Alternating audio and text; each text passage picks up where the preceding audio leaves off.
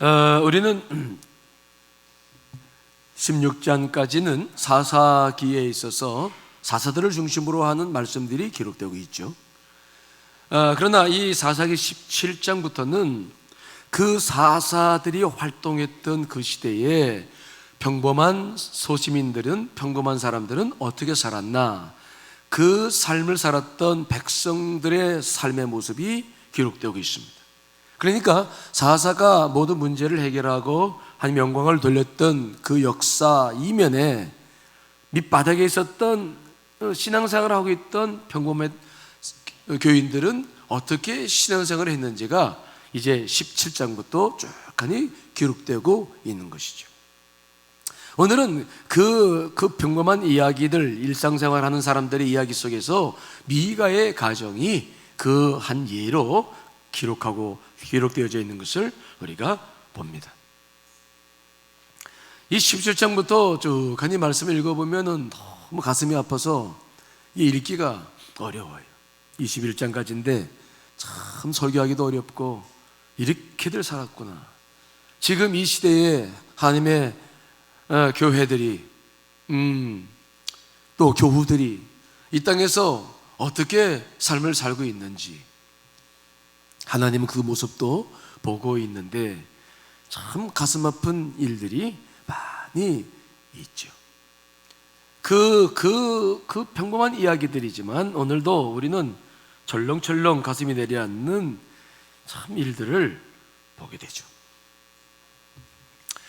자, 먼저 이 사사 시대가 가지고 있었던 독특한 점 하나는, 지금처럼 하나님의 영이 빠져나가면 모든 사람들은 육체가 되는데, 특별히 물질의 지배, 황금 만능주의, 지금도 우리가 물질에 사로잡혀 있죠. 그 시대 속에 살아간다는 거죠. 주의 영으로서 하나님의 뜻을 이루고자 노력하는 사람들이 사라져가면은 전부 물질밖에 남는 거 없습니다. 쾌락, 사람들은 육체가 되어져 가고, 세상의 기준은 전부 돈입니다. 이 시대가 똑같아요. 물질이라고 하는 것이 얼마나 무서운 것인지를 신앙생활하는 우리들은 잘 봐야 됩니다.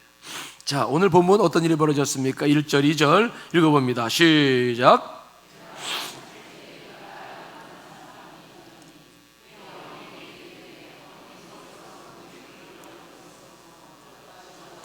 내 귀에도 말씀하셨더니 보소서, 그 은이 내게 있나이다. 내가 그것을 가졌나이다 하니 그의 어머니가 이르되 내 아들이 여호와께 복받기를 원하노라 하니라. 에브라임 산지, 에브라임 지파의 한 부분이죠. 팔레스타인 중부의 구릉지대를 가리키는데, 여기는 그 당시 종교 중심지였던 베델과 아주 가까운 곳에 있었어요. 거기에 이 미가라고 하는 사람이 자기 어머니와 함께 살았는데 어머니의 돈을 훔쳤어요. 은이 1100세겔이다. 이것은 이제 드릴라에게 블레셋 사람들이 삼손을 유혹하라고 성공하면 주겠다고 약속했던 그 은 1100세겔, 얼마나 되느냐? 은 한 세겔이 그 당시 노동자 4일의 품삯이었습니다. 계산해 보면 약 5억 원 정도 되는 큰 돈이죠. 그의 어머니가 돈이 많았던 것 같습니다. 그 아들이 그 돈을 훔쳤어요. 훔쳤는데 그 어머니가 날마다 돈 훔친 놈이 누군지 저주를 하니까 듣기 싫고, 그 저주가 자기에게 임할까 싶으니까 돈을 오늘 어머니한테 얘기했어. 어머니, 그 제가 훔쳤습니다. 여기 있습니다. 드렸어요. 그러면 잘못된 그 아들에 대해서 훈계하고 말씀으로 세워야 되는데 이상한 일이 벌어지는 거예요.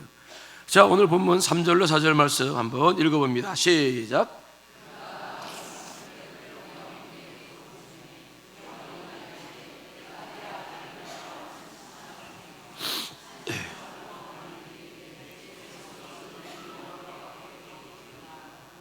미가 내게 도로 주리라.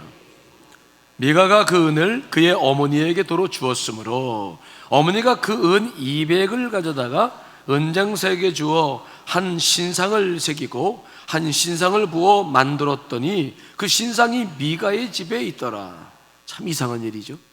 돈을 훔쳐가지고 돌려줬으면 아들을 따끔하게 혼내면서 이러면 안 된다, 말씀대로 살아야지, 뭐 이렇게 해야 되는데 오히려 그 돈을 가지고 그 아들을 축복한다고 신상을 만들어요.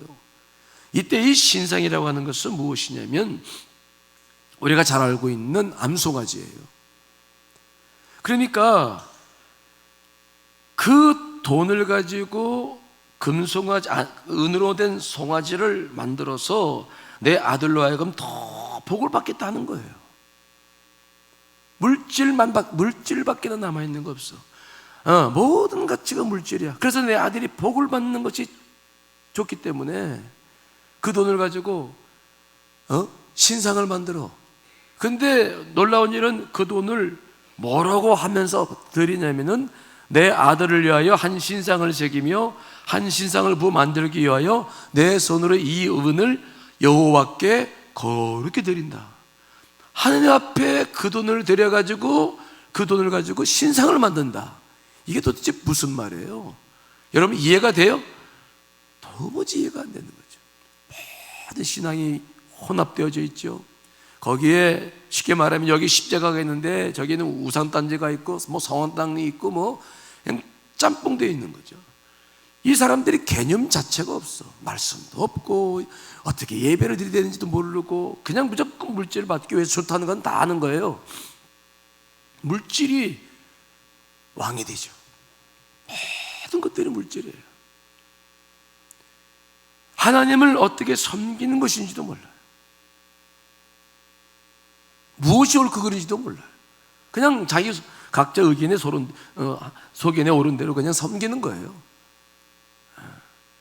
특별히 그 집은 참 놀라운 일인데 이게 구약 신학적으로 보면 굉장히 무서운 일인데요. 5절 말씀 한번 읽어볼까요? 시작.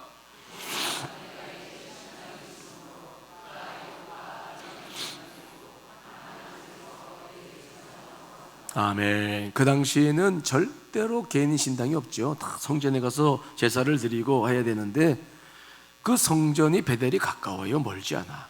그런데 자기 집에 신당을 꾸몄어요. 이 신당이라는 게 무엇입니까? 여기에다가 우상단지 갖다 놓고 그냥 섬기는 거예요. 그러면서 이게 하나님을 섬기는 건지 뭘 섬기는지 모르는 거죠. 특별히 에봇과 드라빔도로 만들어 놓았다라고 말했는데 에봇은 금실, 정색실, 자색실, 홍색실로 짜서 어깨에 걸치는 의복으로서 제사장이 입던 예복이에요. 그런데 이것이 나중에 우상이 돼요. 우리가 잘 알다시피 기드온도 황금으로 에봇을 만들어서 자기 개인이 소장했는데 그게 무엇을 의미하냐면 전부 우상이 되어져 가는 거예요. 그거 있으면 하나님의 뜻을 분별하고 축복받았더라. 그러니까 하나님 없이 그냥 그거 갖다 놓는 거예요. 에봇 갖다 놓는 거예요. 드라빔은 옛날 서부터 이건 우상단지죠. 개인들이 가정 수신 그것이 거기에 있었어요.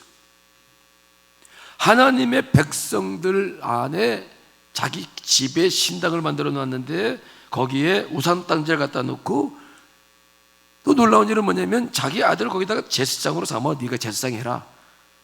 한 아들을 세워 그의 제사장으로 삼았더라. 야, 네가 제사장 해. 우리 집안 알았지? 너 제사장이야? 이 제사장이라고 하는 것은 레위 지파 아론 자손들이 직분을 세습도록 했던 놀라운 일인데 하나님이 해야 할 일들이고 뭐고 아무런 가치가 없는 거죠. 자기 소견대로 다 그냥 하면 되는 거예요. 뭐 원칙이라는 것도 없어. 하나님도 없어. 그냥 내가 하는 게 다 법이고 원칙이죠. 그래서 6절 말씀, 자 6절 말씀 우리 사사기에 가끔 나오는데 우리가 외웠던 말씀이죠. 읽어봅니다. 시작.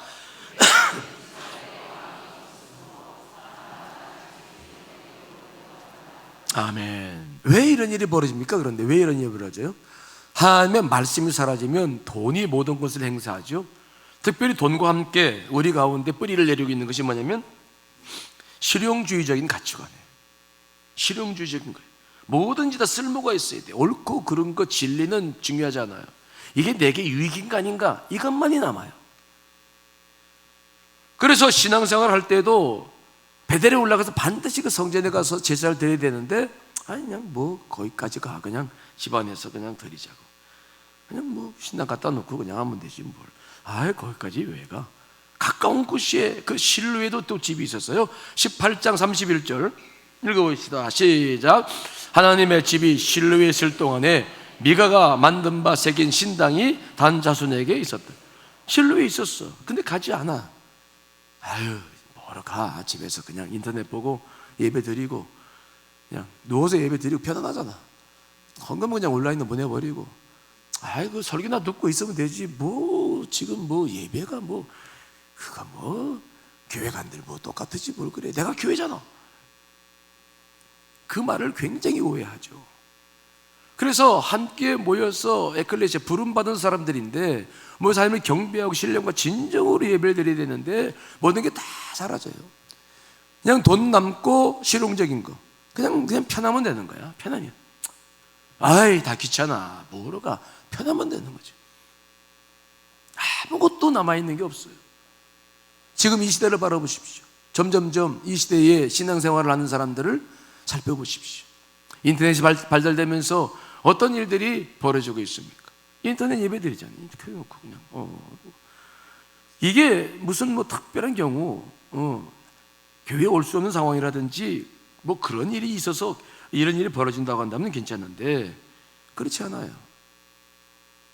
이런 걸 또 조장하는 사람들도 또 목회자들 가운데 있죠. 그저 신앙생활은 그냥 주일날 한 번 가는 것도 어려워지고 그저 그냥 어쩌다 한 번씩 가고 나머지는 그냥 자기 알아서 내가 교회고 내가 그냥 하는 건데 그러면 어때? 지금 우리 시대가 가지고 있는 모든 과정과 분위기와 절차가 다 사사기 시대에 이미 겪었던 일들을 지금 우리가 그대로 겪고 있어요. 무서운 것은 뭐냐? 내가 지금 어느 시대에 살고 있는지도 모르고 우리는 그 시대적 풍조에 따라가는 거예요. 말씀과 어려워도 기도하고 무릎 꿇고. 여러분 옛날에 저 부목사 할 때도 우리 교회에서 부목사 할 때도요 새벽기도 특별 새벽기도 한 100일씩 했어요. 기억나요? 100일 새벽기도회 최소한 40일은 했습니다. 40일 요즘은 특별 새벽기도 하는 교회도 드물 뿐만 아니라 일주일씩 그냥 1년에 한두 번 하는 교회들도 많아져요. 새벽기도 없어지고 저녁 그런 차례도 없어지고. 옛날에 우리 차례는요 밤 10시부터 새벽 4시까지 했어요. 그냥 기도하면서 졸면서 그 신앙의 모든 것들이 다 사라져가고 있잖아요. 다 편리한 대로 실용적인 적으로 다 그냥 편하면 되는 거죠. 그러면서 우리가 뭘 잃어버립니까? 정말 뭘 잃어버리고 사는지를 분명히 보셔야 돼요. 지금 우리가 형성하고 있는 신앙이 다음 세대에게 이어집니다. 다음 세대 넘어가면 갈수록 점점 신앙의 모습들은 다 사라져버리고 이제 지금은 다 혼밥 시대, 1인 가구 시대, 혼자 다 살잖아요. 모든 것들이 다 그런 시대를 가져가고 있는데 우리가 시대적 상황과 어느 정도 수용해야 될 부분이 있지만은 목숨 걸고 지켜나가야 될 것이 있어요. 여러분 그리스도인들이 그것을 지키지 못하면 남는 것은 아무것도 없는 거죠. 이스라엘 백성들이 지금 이러고 사는 거죠. 그러므로 우리가 신앙생활을 할 때 우리 교회는 지금 어떤 신앙생활을 하고 있나, 어떤 신앙을 형성시키고 있나, 교회가 어떤 문화 속에서 살고 있나. 그래서 우리가 저를 비롯해서 여러분들이 세상적인 것들, 환경적으로 서로 타협할 것들, 또 서로 양보할 것들을 양보해 나갈 수 있어요. 옷이야 유행에 따라 바꿔 입을 수 있잖아요. 하지만 절대적으로 바꿀 수 없는 것들이 있어요. 이것들을 혼동하기 시작하면 사사 시대처럼 이렇게 신앙생활을 할 수 있다는 것이 우리가 이 사사기를 보면서 갖는 참 마음 아픔이에요. 우리가 오늘 저녁에도 말씀을 보겠습니다만은 정말 중요한 문제들이 생겨나요. 그런데 어쩌면 이렇게 이 사회가 해 아래 새 것이 없다고 솔로몬이 그랬는데 정말 우리가 살고 있는 이 시대가 이 사사기 시대와 얼마나 닮은지 몰라요. 그러다가 하나님 앞에 또 심판받고 그러면 또 그때서야 그냥 기도하고 하나님 은혜 주시면 반짝했다가 또 다시 또 죄를 짓고 또 흩어져 가고 정말 생명처럼 지켜나가야 될 하나님에 대한 신앙과 말씀과 예배와 교회들이 다 사라져 가죠. 그리고는 물질만 남아요. 그냥 물질만 남아. 물질을 위해서만 살아요. 쾌락을 위해서만 살아요. 그리고 점점점 사람들은 육체가 되어져 가겠죠. 때문에 우리 교회는 여러분들과 함께 이 시대를 우리가 살아가고 있는데, 이 시대에 우리의 사명이 무엇입니까? 정말 우리는 말씀대로 교회를 정말 말씀대로 교회를 세우고 하나님의 영광을 위해서 교회를 세워 나가야 될 줄 믿습니다. 여러분 개인의 신앙도 정말 그래서 지킬 것 또 지키고, 10의 1조 말씀 물질도 얼마나 소중한 겁니까? 그것을 마음을 다해서 예배드리고 신령과 진정으로 예배드리고 말씀대로 살려고 그러고 말씀 묵상하고 또 한 나라를 위해서 전도하고 영혼 구원을 하고, 이러한 우리 복음의 진정한 본질을 잃어버리면 아무것도 남는 게 없는 거예요. 자녀들에게 그저 물질이나 좋은 대학이나 들어가고 좋은 직장이나 물려주고 그것으로 그런 기복적인 기도나 하고 내가 하나님의 사명을 감당해야 될 몫은 다 사라져버린다고 한다면 우리는 이 사사기와 똑같은 시대를 우리 스스로가 이루고 또 그런 시대를 맞이하게 될 거예요. 그러나 그럴 수 없습니다. 그럴 수는 없어요. 여러분 이렇게 새벽에 나와서 기도하는 것 이 자체가 정말 이 시대, 허물어져가는 이 시대를 세워나가는 놀라운 주님의 은혜를 다음 세대에 전수하고 우리가 그런 복을 누리게 되는 것임을 믿으시기를 간절히 축원합니다. 이런 자체가 굉장히 소중한 거예요. 정말 편한 대로 살려고 그러고 실용지 안 돼요.